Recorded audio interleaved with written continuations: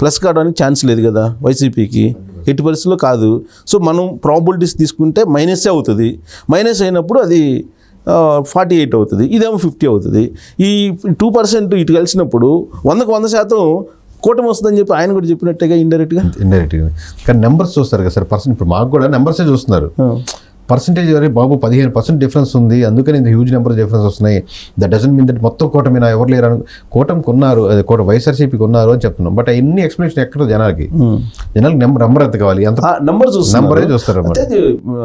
దానికి విచిత్రం ఏంటంటే నంబర్ ఇచ్చారు, నంబర్ కింద ఓట్ షేర్ ఇచ్చారు. ఆ ఓట్ షేర్ ఇచ్చేటప్పటికి డౌట్ వస్తుంది. ఆ నెంబర్ వరకు ఇచ్చేసినట్టయితే అసలు ఉండేది కాదు. బహుశా అలా జనరల్గా అది మామూలుగా +2 అయితే మాత్రం ఖచ్చితంగా కూటమి వస్తున్నట్టేగా. 100% 50% దాటేసింది ఓవరాల్గా. 50% వచ్చి పోయినసారి అదే కదా 51 వచ్చింది అనుకోండి, అరౌండ్ 50 అంతే వచ్చేస్తుంది. సో ఆయన ఇచ్చింది కూడా ఆల్మోస్ట్ కూటమి అయిపోయి ఉన్నట్టు నాకు అనిపించింది. అదే నేను రివ్యూ చేశాను. +2 వచ్చి 48 నుంచి మోర్ దాన్ 51కి వెళ్ళిపోతుందంటే ఆబ్వియస్గా కూటమికి ఫేవర్గా ఉన్నట్టే.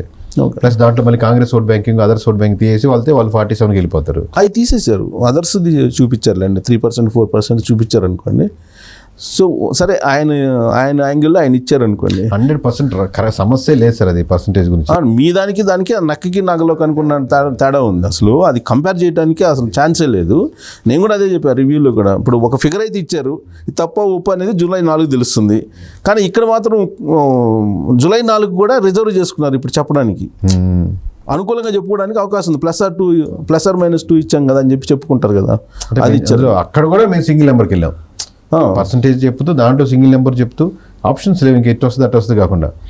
కాదు ఇప్పుడు దాన్ని విశ్లేషిస్తున్న టైంలో అసలు అదే నెంబర్ వస్తుంది అంటే ఏమో సార్ ఒక 4 అటు ఇటు మారచ్చు కదా సార్. బట్ మేము ఆ నెంబర్ స్టిక్ అనే ఉన్నాం. ఓకే, మీ నెంబర్కి స్టిక్ అనే ఉన్నారు. ఇంక జస్ట్ 48 అవర్స్. ఈ 48 అవర్స్లో మీ గ్రాఫ్ పెరుగుతుందా లేదంటే డమాలా అనేది ఇంటర్నల్గా లబ్డబ్ అంటలేదా మీకు? అదే లేదు సార్. మామూలుగా నేను కోరుకునేదల్లా మామూలుగా ఇప్పుడు పూజ చేసేటప్పుడు కానీ లేదా మామూలుగా భగవంతుని కోరుకునేది దాని నెంబర్కి దగ్గరగా ఉంటుంది అనుకుని కోరుకుంటున్నాను, ఉండాలని కోరుకుంటున్నాను. అంటే అట్లా అని చెప్పి వైఎస్ఆర్సీపీ ఓడిపోవాలని అలా కాదు. మనం ఒక నెంబరు ప్రెడిక్ట్ చేసాం, ఆ తూకం ఇంకో దగ్గర వేసినా ఆ తూకం కరెక్ట్గానే ఉండాలన్నట్టు. ఓకే, అంటే మీరు చేశారు కాబట్టి దాని గుడ్ విల్ పెరగాలని జనరల్గా ఎగ్జామ్ రాసిన వాళ్ళు పాస్ అవ్వాలని కోరుకుంటారు ఎవరైనా. మనం ఫస్ట్ వస్తామని కోరుకున్నారు, అట్లా చెప్పి వీళ్ళందరూ ఓడిపోవాలని కోరుకున్నట్టు కాదు కదా. సో మీరు మొత్తం ఈ ప్రజెంటేషన్లో, ఎగ్జిట్ పోల్ ప్రజెంటేషన్లో ఇంకొక మాట కూడా అన్నారు, నన్ను ఎవరు కొనేవాళ్ళు లేరు, కొనలేరు అనేటువంటిది ఒక మాట అన్నారు. గుర్తుందా మీకు? అది ఎందుకు మెన్షన్ చేశారు? చాలా మంది కొనాలని ప్రయత్నిస్తుంటారు కదా సార్. ఆబ్వియస్గా ప్రెజర్ వస్తూ ఉంటుంది, అదే ప్రభావం చేయాలని. వాళ్ళు తప్పు పట్టిన వాళ్ళ టైం అది, వాళ్ళ ఫీల్డ్ అది. బట్ ఇంత అమౌంట్కి నేను చెప్పినట్టు చేయని ఆబ్వియస్గా వచ్చే ప్రెజర్ని అది వర్కౌట్ అవ్వదు, ఎప్పటికి ప్రయత్నించొద్దు, నా దగ్గర మనుషులు పంపించొద్దు, ఇంకోసారి స్టేట్మెంట్ గ్యారంటీ చెప్దామని. అంటే కొనడానికి ప్రయత్నం చేస్తారు మీ దగ్గరికి వచ్చి? ఆబ్వియస్లీ చేస్తారు కదా సార్. అది వచ్చారు ఆబ్వియస్గా, వచ్చారు లేదా పిలిపించారు లేదా రకరకాల సార్. ఎంత ఒక 100 కోట్లు అన్న అట్లాగా సార్. ఎంత అమౌంట్ అని కదా సార్, అసలు ముందు మనం ఒప్పుకోవాలి కదా ఒక అమౌంట్కి. ఒక అమౌంట్కి ఒప్పుకుంటే నెక్స్ట్ లెవెల్ డిస్కషన్ వస్తుంది. ఓకే, దాని మీద నెగోసియేషన్ వర్కౌట్ ఉండేది. జనరల్గా చేసేది బిజినెస్సే కదా, మీరు ఎందుకు నెగోషియేషన్కి? జనరల్గా ఆ సర్వేలన్నీ ఎక్కువ మంది సర్వేలు చేసేది, సర్వే కదా ఏది చేసినా బిజినెస్సే. ఇప్పుడు సామాజిక సేవ చేద్దామని చెప్పి ఎవరు అనుకోరు కదా, ఉద్దర సేవ చేస్తామని ఎవరు అనుకోరు కదా. ఇప్పుడు వస్తున్నటువంటి సర్వేలు ఇవాళ దాదాపు ఒక 40 సర్వేలు వచ్చినాయి. ఎగ్జిట్ పోల్స్ ఇచ్చినాయి, 40 ఇచ్చినాయి.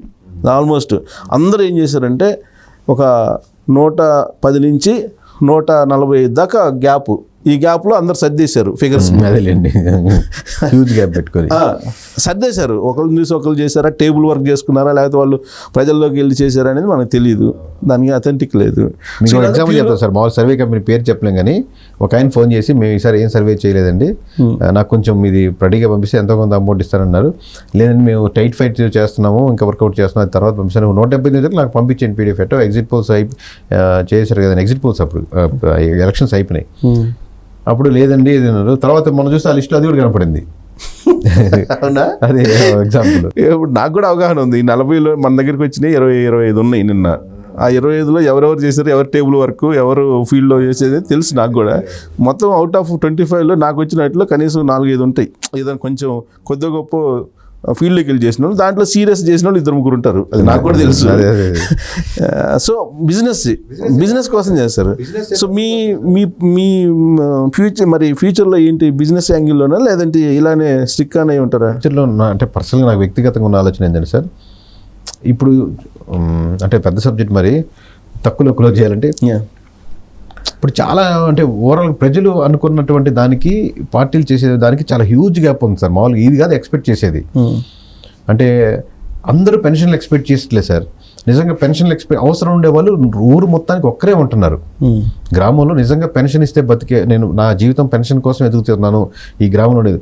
కానీ పెన్షన్ ఇస్తున్నారు కాబట్టి తీసుకునే వాళ్ళు అందరూ ఎక్కువ మంది ఉంటారు. 90% పెన్షన్ ఇస్తున్నారు కాబట్టి తీసుకునే వాళ్ళు. కానీ తీసేస్తే ఓట్లు నష్టపోతారు. అదే మీరు తీసేసి, మీరు ఇప్పుడు గవర్నమెంట్ ఇప్పుడు ఫామ్ అయింది సార్, నేను క్లారిటీ చెప్తాను చూడండి.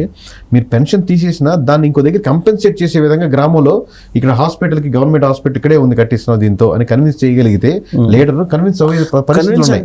ఫర్ ఎగ్జాంపుల్ పెన్షన్ చెప్తున్నా, పెన్షన్ అనే కాదు ఎనీ ఫ్రీ స్కీమ్ డబ్బులు ఇచ్చే దాంట్లో. కానీ ఈ రియాలిటీ జరగట్లేదు. మీరు ఆరోగ్యశ్రీ అని పెడుతున్నారు, మీరు ప్రైవేట్ హాస్పిటల్స్ని బాగా సపోర్ట్ చేస్తున్నారు ఎనీ పొలిటికల్ పార్టీ. అక్కడ చూపించుకోండి అంటే వాడు 30,000 లక్ష రూపాయలు రాస్తున్నాడు. ఇప్పుడు ఈ ₹1,00,000 ఎవరు డబ్బులు పోయేది? అందరూ మళ్ళీ ఇక్కడ కామన్గా అదే ఊరు డబ్బులే తీస్తున్నారు, పుల్ చేస్తున్నారు ఏదో ట్యాక్స్ పరంగా. ఇప్పుడు వాళ్ళకి డైరెక్ట్గా ఏదన్నా పెయిన్ ఉంటే తప్ప పబ్లిక్ మిగతా పట్టించుకోరండి. ఇప్పుడు వాళ్ళ పెన్షన్ వస్తుంది, ఇక్కడ కొన్ని కోట్ల రూపాయలు ప్రభుత్వంలో అవినీతి ఉన్నా వాళ్ళకి ఏం సంబంధం లేదు, పట్టించుకోరు ఎవరో కొంతమంది తప్పితే. అయితే ఇక్కడ చేయాల్సింది ఏంటంటే, ఇప్పుడు నరేంద్ర మోడీ ఒక ప్రయోగం చేశారు. ఇప్పుడు సబ్సిడీ సిలిండర్ని వాపస్ ఇచ్చేయండి ధనవంతులు అని చెప్పి ఒక పిలిపిచ్చాడు. దాదాపు కొన్ని కోట్ల కనెక్షన్స్కి సంబంధించి మాకు సబ్సిడీ వద్దని చెప్పి ఇండివిజువల్గా బయటకు వచ్చి వాళ్ళు ఇచ్చారు. అలాంటి అవేర్నెస్ కల్పించి మాకు పెన్షన్ వద్దు, మాకు ఇది వద్దు అని చెప్పి, ఆ స్కీమ్స్ వద్దు అని చెప్పి ఒకటి ఏకీపిస్తాను సార్. బట్ లా అండ్ ఆర్డర్లో మేము స్ట్రాంగ్గా బిలీవ్ చేసేది, మీరు రెడ్ లైట్ పడ్డప్పుడు ఆగండి, దయచేసి చూడండి, లైన్లో వెళ్ళండి అనేది ఒక క్రమం. అది మామూలుగా సోషల్ ఇంజనీరింగ్లో వాళ్ళు మెచ్యూర్నెస్ పెంచేది, అది ఆ క్రమం జరుగుతూ ఉండాలి ఇప్పుడు.